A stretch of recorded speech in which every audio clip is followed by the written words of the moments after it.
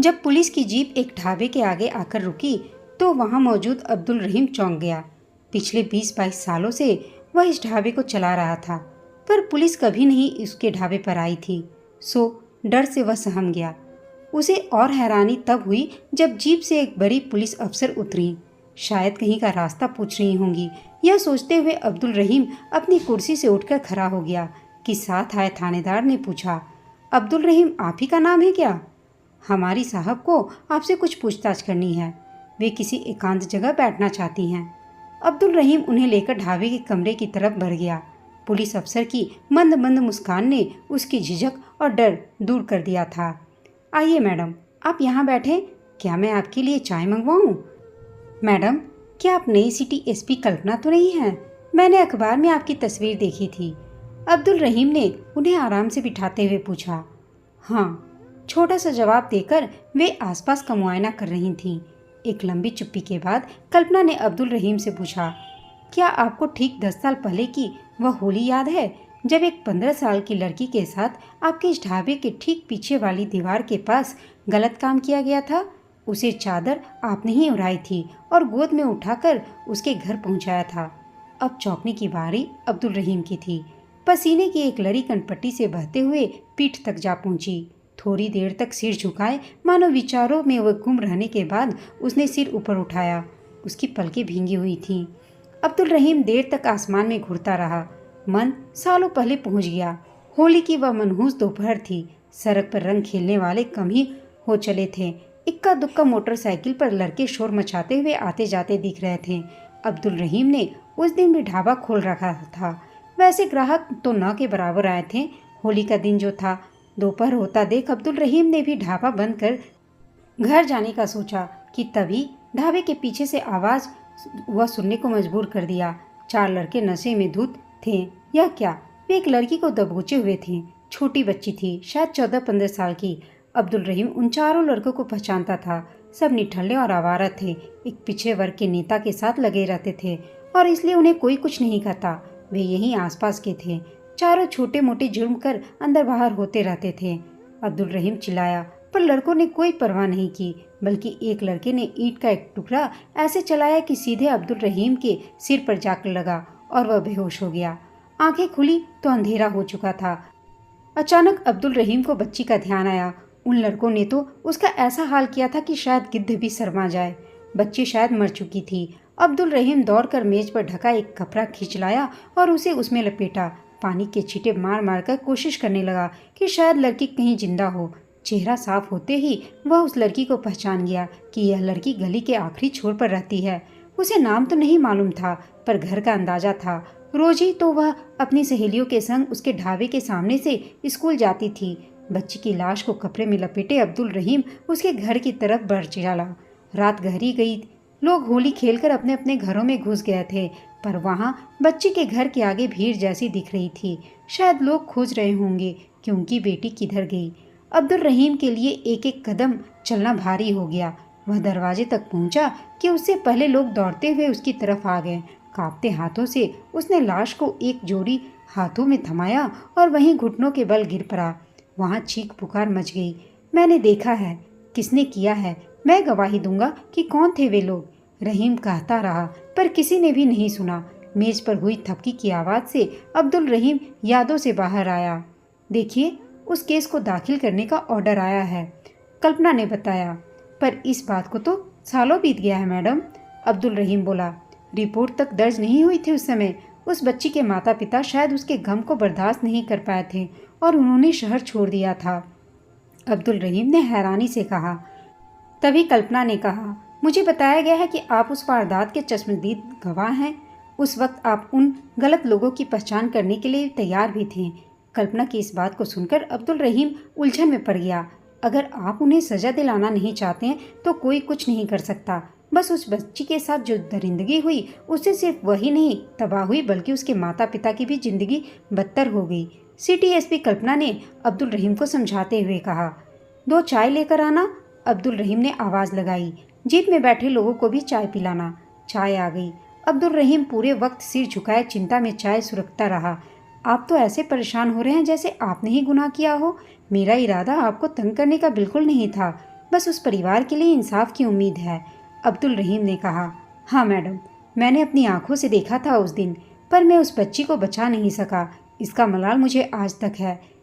इसके लिए मैं खुद को बहुत गुनहगार समझता हूँ। कई दिनों तक तो मैं अपने आपे में नहीं था। 1 महीने बाद मैं फिर गया था उसके घर, पर ताला लटका हुआ था और पड़ोसियों को भी कुछ पता नहीं था उस बच्ची के बारे में। जानती है मैडम, उस वक्त के अखबारों में इस खबर ने कोई जगह नहीं बना पाई। गरीबों की बेटियों का तो अक्सर उस तरह ऐसा ही गलत काम होता था, पर यह घर थोड़ा ठीक ठाक था, क्योंकि लड़की के पिता सरकारी नौकरी में थे और गुनहगार हमेशा आज़ाद घूमते रहे। मैंने भी इस डर से किसी को यह बात नहीं बताई। इसी शहर में होंगे सब। उस वक्त सब 20 से 25 साल के थे। मुझे सबके बाप के नाम पते भी मालूम है।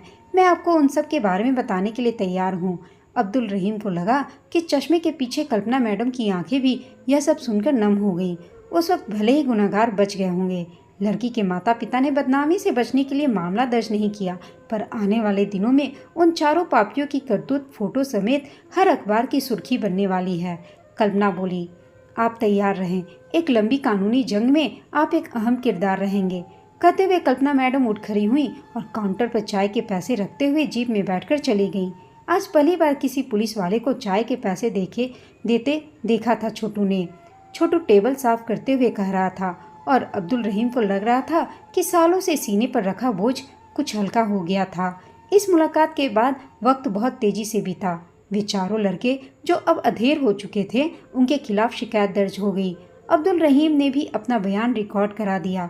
मीडिया वाले इस खबर के पीछे पड़ गए थे, पर उनके हाथ कुछ खास खबर नहीं लग पाई थी। अब्दुल रहीम को भी कई धमकी भरे फोन आने लगे थे, सो उन्हें पूरी तरह पुलिस सिक्योरिटी में रखा जा रहा था। सबसे बढ़कर कल्पना मैडम खुद इस केस में दिलचस्पी ले रही थी और हर पेशी के वक्त मौजूद रहती थी। कुछ उत्साही पत्रकारों ने उस परिवार के पड़ोसियों को खोज निकाला था, जिन्होंने बताया था कि होली के कुछ दिन बाद ही वे लोग चुपचाप बिना किसी से मिले कहीं चले गए थे, पर बात किसी से नहीं हो पाई थी। कोर्ट की तारीखें जल्दी जल्दी पड़ रही थीं, जैसे कोर्ट भी इसी मामले को जल्दी अंजाम तक पहुंचाना चाहता था। ऐसी ही एक पेशी में अब्दुल रहीम ने साल भर बाद बच्ची के पिता को देखा था। मिलते ही दोनों की आंखें नम हो गई। उस दिन कोर्ट खचाखच भरा हुआ था। उन लोगों का वकील खूब तैयारी के साथ आया हुआ मालूम पड़ रहा था। उसकी दलीलों के आगे केस अपना रुख मोड़ने लगा था। सभी कानून की खामियों के सामने बेबस से दिखने लगे थे। जनाब, सिर्फ एक अब्दुल रहीम की गवाही को ही कैसे सच माना जाए?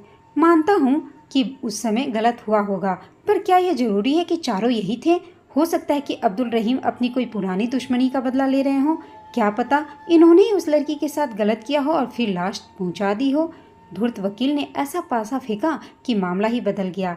लंच की छुट्टी हो गई थी। उसके बाद फैसला आने की उम्मीद थी। चारों आरोपी मूंछों पर ताव देते हुए अपने वकील को गले लगाकर जश्न मना रहे थे। लंच की छुट्टी के बाद जज साहब कुछ पहले ही आकर सीट पर बैठ गए थे। उनके सख्त होते जा रहे हाव भाव से माहौल भारी बनता जा रहा था। क्या आपके पास कोई और गवाह है जो इन चारों की पहचान कर सके?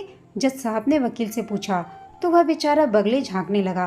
पीछे से कुछ लोग हाय हाय का नारा लगाने लगे। चारों आरोपियों के चेहरे दमकने लगे थे। तभी एक आवाज आई, हाँ, मैं हूँ चश्मदीद ही नहीं, भुक्तभोगी भी। मुझे अपना पक्ष रखने का मौका दिया जाए।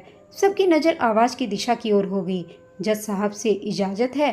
बोलने के साथ ही लोगों ने देखा कि उनकी शहर की एसपी कल्पना कटघरे की ओर जा रही है। पूरे माहौल में सनसनी मच गई। हाँ, मैं ही वह लड़की हूँ जिसे 10 साल पहले होली की दोपहर में इन चारों ने बड़ी ही बेरहमी से कुचला था। जी हाँ, इसी ने मुझे मेरे घर के आगे से उठा लिया था। जब मैं गेट के आगे कुत्ते को रोटी देने घर से निकली थी, मेरे मुंह को इसने अपने हथेलियों से दबा दिया था और कार में डाल दिया था। भीतर पहले से ये तीनों बैठे थे। इन्होंने पास के एक ढाबे के पीछे वाली दीवार की तरफ कार रोककर मुझे घसीटते हुए कार से उतारा था। इसने मेरे दोनों हाथ पकड़े थे और फिर इसने, यह सब कहती हुई कल्पना रुआंसी होगी। मुझे सबके चेहरे याद हैं। सिटी एसपी कल्पना बोले जा रही थीं, अपनी उंगलियों से इशारा करते हुए उनकी करतूतों को उजागर करती जा रही थीं। कल्पना के पिता ने उठकर 10 साल पुराने हुए मेडिकल जांच के कागजात कोर्ट को सौंपे, जिसमें गलत की पुष्टि थी। रिपोर्ट में साफ लिखा था कि कल्पना को जान से मारने की भी कोशिश की गई थी। कल्पना अभी कटघरे में ही थी कि एक आरोपी की पत्नी अपनी बेटी को लेकर आई और सीधे अपने पति के मुंह पर तमाचा जड़ दिया। दूसरे आरोपी की पत्नी उठकर बाहर चली गई। वहीं एक आरोपी की बहन अपनी जगह खड़ी होकर चिल्लाने लगी, शर्म है, लालत है, एक भाई होते हुए तुमने ऐसा किया था। जज साहब, मैं बिल्कुल मरने की हालत में थी। होली की उसी रात मेरे पापा मुझे तुरंत अस्पताल लेकर गए थे, जहां मैं जिंदगी और मौत के बीच कई दिनों तक झूलती रही। मुझे दौरे आते थे। इन पापियों का चेहरा मुझे हर वक्त डराता रहता था। अब केस आईने की तरह साफ था। अब्दुल रहीम की आंखों से आंसू बहे जा रहे थे। कल्पना उनके पास जाकर उनके कदमों में गिर पड़ी। अगर आप न होते तो शायद मैं जिंदा न रहती। मीडिया वाले कल्पना से मिलने को उतावले थे। वे मुस्कुराते हुए उनकी तरफ बढ़ गईं। अब्दुल रहीम ने जब आपको कपड़े में लपेटा था तब मरा हुआ ही समझा था। मेज के उस कपड़े से पुलिस की वर्दी तक के अपने सफ़र के बारे में कुछ बताइए कल्पना जी, एक पत्रकार ने पूछा, जो शायद सभी का यही सवाल था। उस वारदात के बाद मेरे माता पिता बेहद दुखी थे और शर्मिंदा भी थे। शहर में वे कहीं मुंह दिखाने लायक नहीं थे। मेरे पिताजी ने अपना तबादला इलाहाबाद करवा लिया था। सालों तक मैं घर से बाहर जाने से डरती रही। आगे की पढ़ाई मैंने प्राइवेट से की। मैं अपने माता पिता को हर दिन थोड़ा थोड़ा मरते देख रही थी। उस दिन मैंने सोचा था कि बहुत हुआ, अब और नहीं। मैं भारतीय प्रशासनिक सेवा में जाने के लिए परीक्षा की तैयारी करने लगी। आरक्षण के कारण मुझे फ़ायदा हुआ और मनचाही नौकरी मिल गई। मैंने अपनी इच्छा से इस राज्य को चुना। फिर मौका मिला इस शहर में आने का। बहुत कुछ हमारा यहीं रह गया था। शहर को हमारा कर्ज चुकाना था, हमारी इज्जत लौटानी थी।